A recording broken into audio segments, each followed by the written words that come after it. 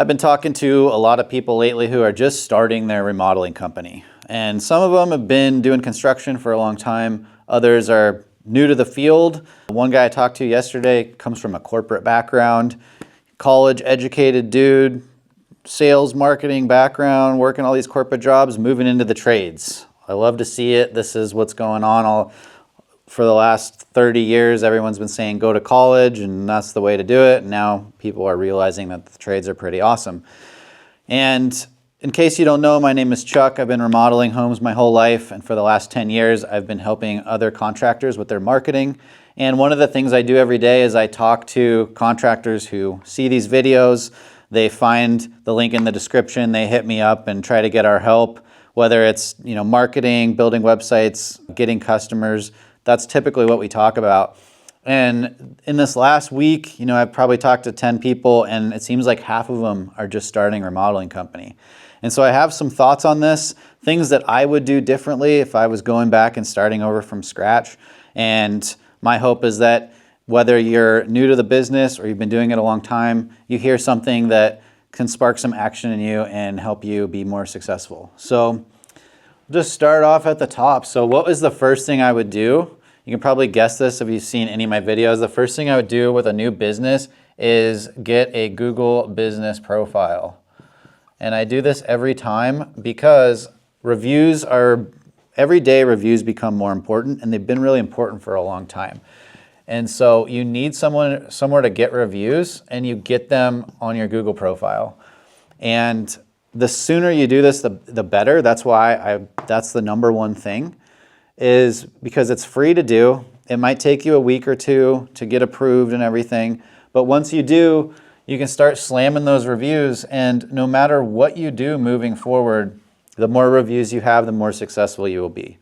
If you don't have a profile or reviews and you do everything else perfectly, you're still going to be hobbled. Like it's still going to be like you're hopping around on one leg. Don't do that to yourself. First thing is go get a business profile. The second thing that comes to mind for me is handyman stuff. And I talk to a lot of contractors who I ask them about handyman. Hey, you do handyman stuff? And a lot of them, if I look at their website, they do like high-end remodels, luxury custom homes. Like they want all these really high-end projects. Even if they're just starting, they want them right off the bat. And it makes sense, especially if you're subcontracting work. Like you need jobs to be big so that you can afford to pay all your subs and still make your profit. The downside of this kind of comes back to reviews. Like if you do only huge projects and you do like 3 to 5 projects a year, then you might be able to get 3 to 5 reviews, and that's nothing. If you did that for 10 years, got 3 to 5 reviews for 10 years, like you might be starting to get somewhere. But if you can get to 50 reviews in the first month, like you're off to the races already. And so the handyman stuff, if I was starting over, I would go after those small jobs first. There's a lot more of them going around. There's a lot more people who need a door replaced than there are that need a custom home.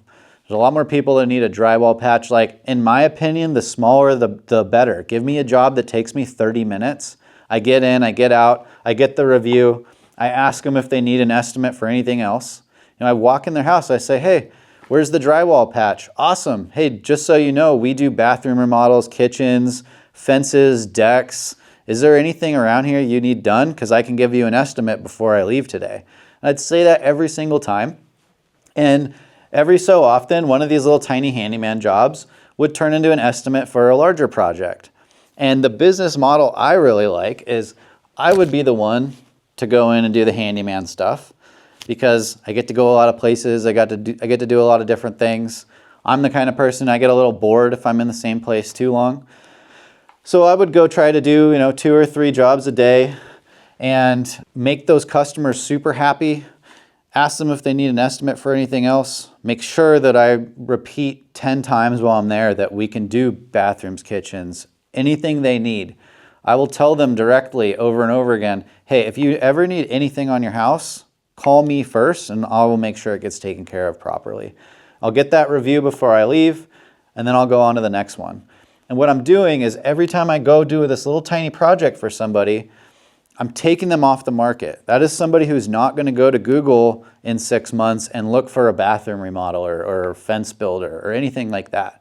They already know a guy, I'm the guy, and they're going to call me for everything they need. And so if let's just say 2 out of 3 of the people that I meet end up looking to me to be their go-to contractor for everything, that's 2 out of 3 people that aren't going back to Google to find my competitors. So I go through 2 to 3 jobs a day, get 2 to 3 reviews a day, snatch a couple customers, and every couple days I get a customer who wants me to estimate a larger project. And then if I sell that project, I'll have my crew come behind me and they'll work on the larger projects that take more time. And I'll just continue on going to new clients and winning them over. And with this kind of business model, I could rack up 500 reviews in a year. And then at that point, I can start advertising remodel stuff. So for the first 6 months, my website is all about handyman stuff. My Google profile, if I'm advertising, it's all handyman. At some point, if I want to get more larger projects, then I switch my marketing to remodeling, but I've got 500 reviews and all my competitors have 50, even though they've been around for 20 years and I'm brand new. And if I'm rolling around with 500 reviews, advertising bathrooms and kitchens and whole home renovations and whatever, I'm just spanking my competition. And this is the model that I would go with because this is the quickest and easiest way to build a footprint and get your name out there. And I promise you, if I go out and do 500 little jobs in a year, I'm gonna be so busy with larger projects from that I don't even have to worry about marketing so much. And so if I was starting over, that's what I would do. Some other things that come to mind is looking super professional. So like you want to have branded hats, branded shirts. When I'm doing construction, I wear the same khakis every day. Like I just look the same. I have nice boots. I keep everything clean. Vehicles look nice. This is huge. Like you almost want to be dressed better than your customer. You know, it sounds kind of weird because you're doing construction or whatever, but when the landscaper shows up and he's dressed nicer than the customer, like it just gives you that premium feel, and that's what you want. You want people to feel like they're getting so much more for their money than they're paying, and that just elevates everything. If you don't believe me, just think of the flip side. You show up in an old beater vehicle, you're all covered in drywall mud, your hat has holes in it and has big U on the top of it or whatever. Like you look so horrible that they'll probably just slam the door in your face. So be the opposite of that and look super sharp, and everything else will be a lot easier. Something I've been saying a lot lately, it goes back to getting reviews. A lot of people feel slimy asking for reviews. Some guy told me today that he feels like a used car salesman when he asks for reviews. And the way that I look at it is a review is part of our verification process that we did a good job.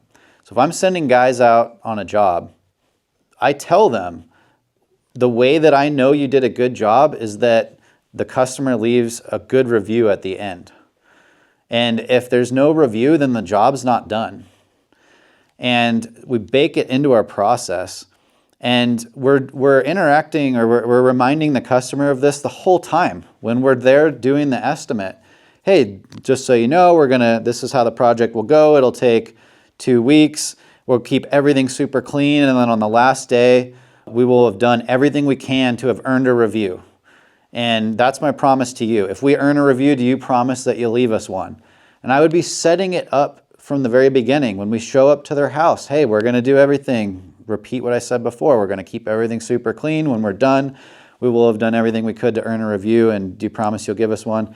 And I'll be doing that the whole time so that when I go near the end of the project and ask them for the review, it's not a surprise. It's not the first time I brought it up, and I don't leave their house until I get it. I do that every time because you need hundreds. You might need thousands. It just depends on who you're up against. And you'll never get them if you're half-assing it. Like this has to be part of your job. Just like you're setting cabinets, you make sure the cabinets are level and straight. You make sure you get a review at the end. It's just part of doing business these days. And it doesn't make you slimy. like think of it as a way to verify that your customer was satisfied with what you did. And if you do a good job and you earn the review, they'll be happy to leave you one. You know, you shouldn't, if you feel bad about selling yourself, then you might need to just look in the mirror and ask, like, do you actually do a good job? You know, is it worth the money that people pay you? And if it is, then like get a little self-esteem and stop being such a baby about it. Like get the reviews, do a good job, be confident that what you're doing is worth money and that it's worth spending 30 seconds leaving you a review on Google. If you don't do it, you're just going to get crushed by all of your competitors who do it, and everything's going to be 10 times harder for you. So another thing that's come up recently is license and insurance. So every state's different. In Idaho, I think it's if you're doing jobs under 3,000, you don't need a license, but you still need to have insurance, because if you burn someone's house down and you don't have insurance, like you're gonna be destroyed. So this stuff's not super hard. Like we have AI these days, like go to ChatGPT, go to Claude, tell it about your situation and ask it like, what do I need to get a license? What kind of jobs do I need a license for? What kind of insurance do I need? How much does it cost? Like it'll help you with all of this stuff. But there's really no excuse not to have that stuff these days, and you're really hobbling yourself. Not only is it a huge risk to do things unlicensed, not pull permits and not have insurance, but also like the people I talk to that don't have this, it's like eats at them from the inside, and they're so stressed out about it and they're looking over their shoulder all the time. Like, don't do that to yourself. Business is hard enough without making it more difficult. So just do that. I guess the final thing is educate yourself. Like I just mentioned AI. I do this every day. I have Claude open on my phone, on my computer. Claude is like ChatGPT. It's just another version of AI. I prefer that one. Every single day, I'm talking to Claude about what I'm doing. It's giving me feedback. It's helping me research things. Doing construction, like you can be using this all the time. Like take pictures, take videos when you're doing an estimate. Talk through the project with an AI, with Claude, and it'll help you think of things that you didn't think of. It'll help you weigh the risks, the pros and cons of doing something one way or another. It can help you figure out what materials you're going to need, run the math on how much all those materials are going to cost, and give you guidance on how to properly estimate things and how to price things so that you make a profit. Like it's like having a better, wiser, smarter version of me in your pocket all the time. Like utilize it. There's a very few of us right now who are taking advantage of AI, and we're cruising past everyone. And in a year or two, it'll just be automatic. Everyone will have AI on their watch and they'll be talking to it all the time. But for now, you can get a huge edge on your competition and make your life a lot easier if you use AI. So those are some thoughts, some tips. If you have any ideas about tips for new business owners, put them in the comments. Help your fellow brothers and sisters out. Give them some advice. We could all use a little help sometimes. And on that note, so like I said in the beginning, like I talk to people every day. People hit me up daily for help. It's the most satisfying thing I do every day is talk to a couple contractors around the country, help them look at their situation and figure out what to do to be more successful. But I'm maxing out what I can do. I don't have enough time to help everybody that's coming in. And so I'm in the process of figuring out how to help people in groups. And so pretty soon I'm going to be starting a community for contractors. I don't know what it's called yet, but basically it's going to be an online community full of guys and girls like you, some people that have been in business forever, some people who are new. And the idea is that we can all help each other, and so that I'm not the only one helping, but we can all help each other.